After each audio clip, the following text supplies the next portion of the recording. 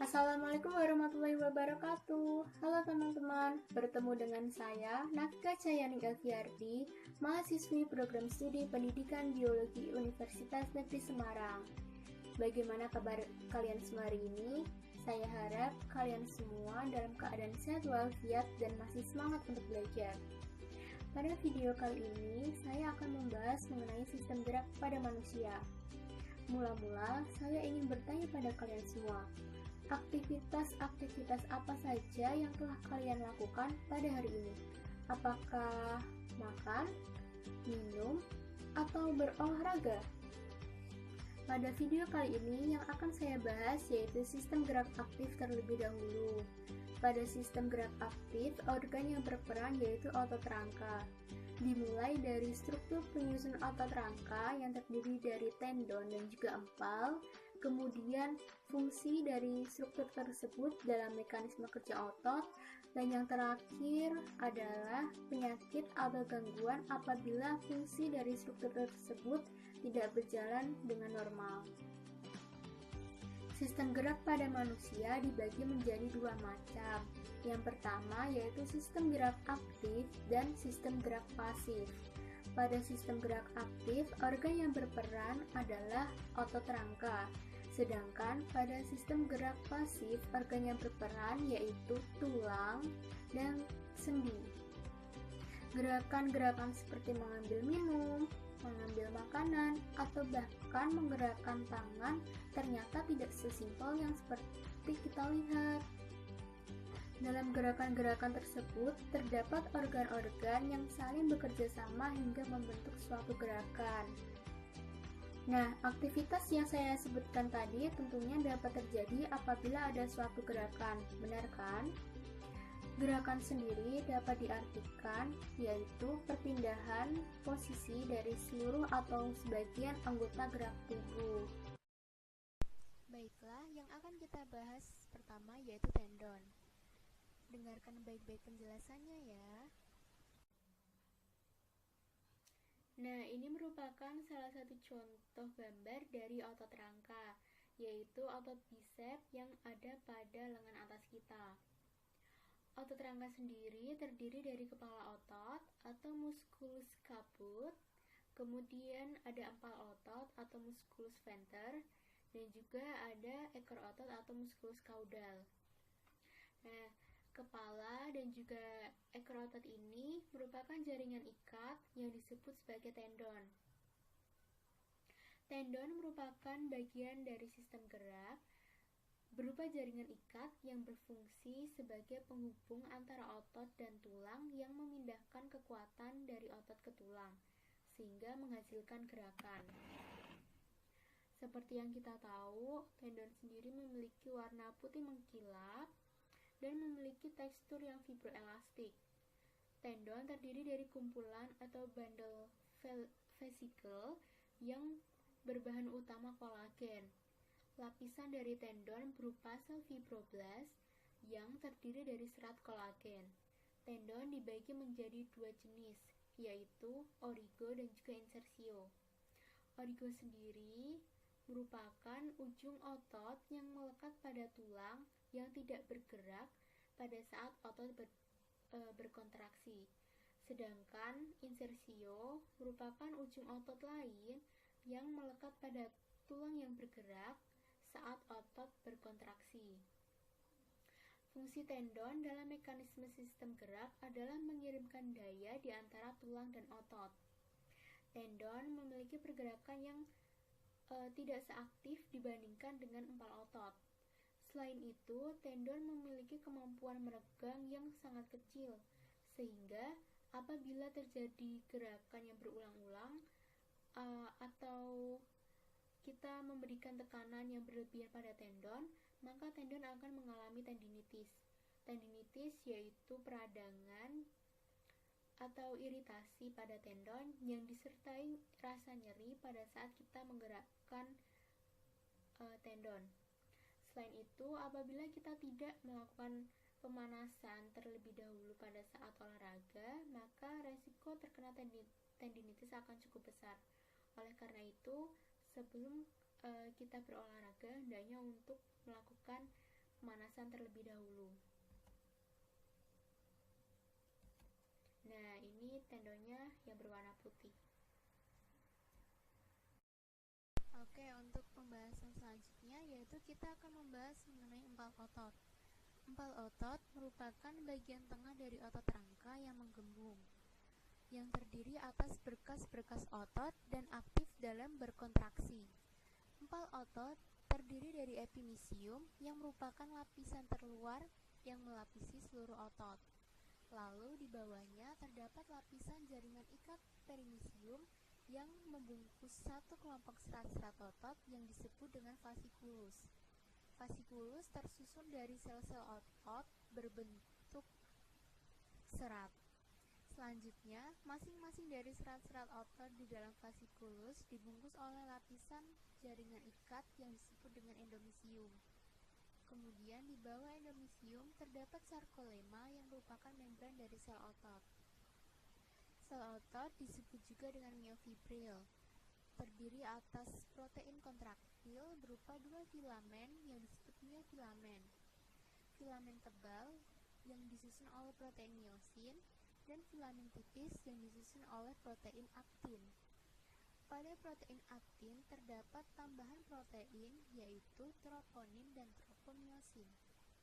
Miofibril kemudian dapat dibagi lagi ke dalam segmen-segmen tersendiri yang disebut dengan sarkomer. Sarkomer ini kemudian dipisahkan satu dengan lainnya oleh selaput tipis protein struktural yang disebut gariset. Filamen miosin terletak terutama di daerah gelap dari sarkomer.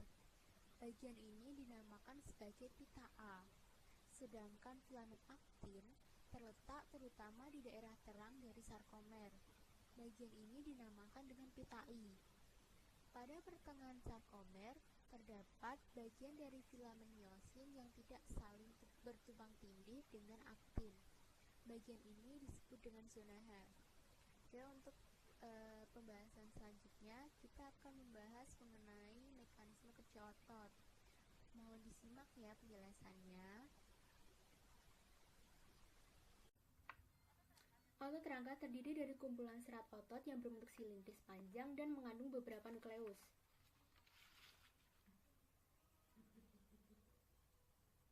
Otot rangka akan berkontraksi dan berelaksasi ketika menerima sinyal dari sistem syaraf.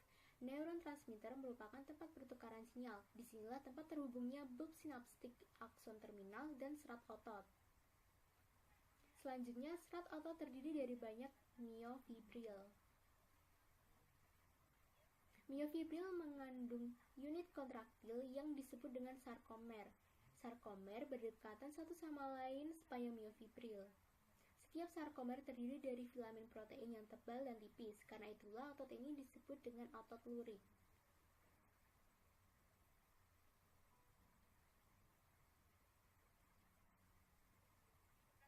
Protein yang tebal tersusun dari protein miosin, dan bagian tengah yang membagi daerah ini disebut garis M.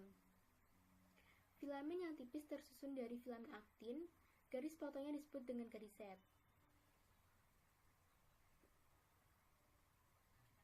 Karena itulah sarkomer dapat memendek pada kedua sisinya. Meskipun antara filamen digambarkan sebagai pergeseran, sebenarnya filamen miosin benar-benar menarik aktin sepanjang-panjangnya. Cross bridge atau jembatan yang menjadi penghubung aktin dan miosin mengarahkan tenaga untuk bergerak.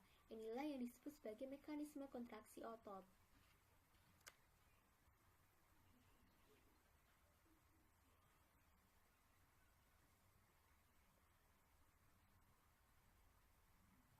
Kontraksi otot dimulai ketika ATP yang menempel di miosin terhidrolisis menjadi ADP dan fosfat. Inilah menyebabkan kepala miosin dapat menempel pada aktin dan membentuk jembatan aktin-miosin. Ini adalah proses ketika miosin menempel pada aktin.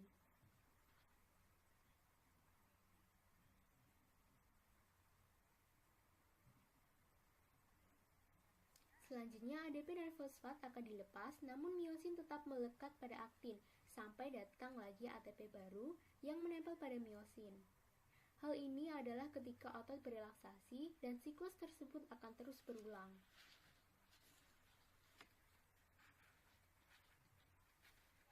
Kontraksi otot dikontrol oleh ion kalsium. Filamen aktin akan berasosiasi dengan protein tambahan, yaitu troponin dan tropomyosin.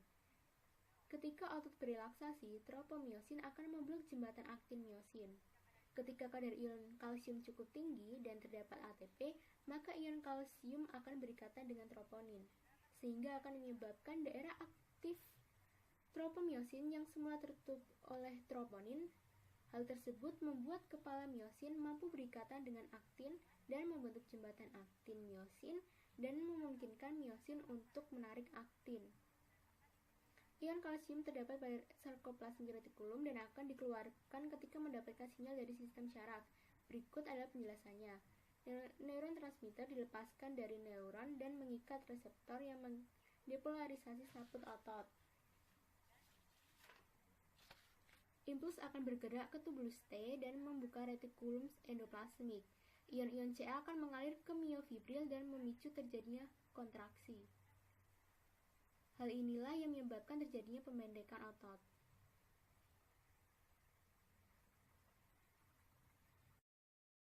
Nah, berdasarkan penjelasan mengenai mekanisme kerja otot, kita dapat mengetahui bahwa mekanisme tersebutlah yang membuat kita dapat menggerakkan anggota gerak tubuh kita sehingga kita dapat berpindah posisi.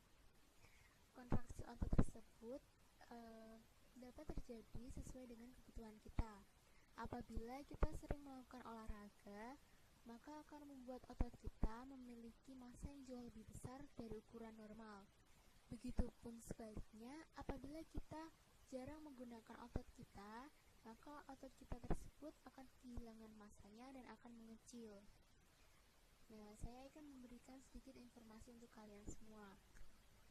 Pada atlet-atlet olahraga, khususnya atlet angkat besi, atlet binaragawan, atau atlet gulat, mereka akan sengaja melatih otot mereka untuk menambah kekuatan tubuh. Contohnya pada cabang olahraga gulat. Kekuatan otot dada, sebagaimana diketahui, seorang pegulat memiliki kekuatan otot yang baik dan kuat, pasti akan memberikan kemampuan saat melakukan gerakan bantingan.